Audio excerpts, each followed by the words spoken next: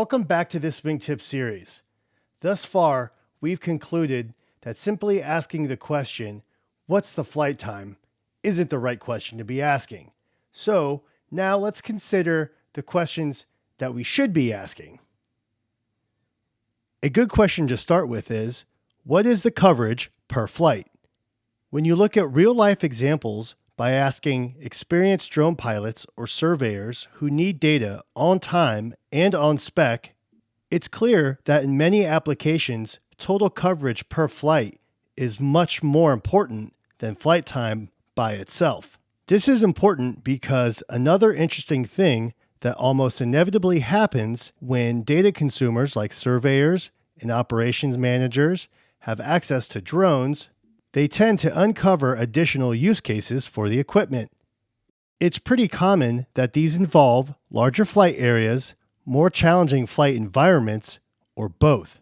This is why it's equally important to understand the considerations that affect the coverage per flight.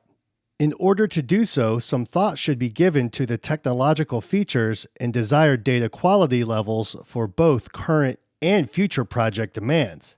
The three factors for flight coverage include flight height, sensor size, which also have a number of factors that include lens and megapixels, and finally, the overlap needed along the flight lines in order to obtain and complete accurate data.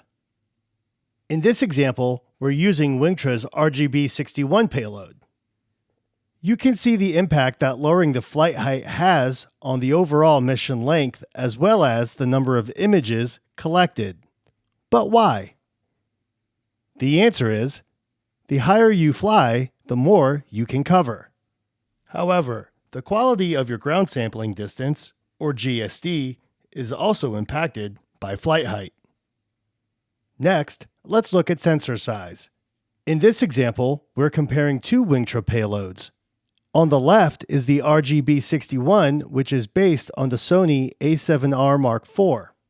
It is our flagship nadir RGB camera for photogrammetry. It is a 61 megapixel camera with a 24mm lens.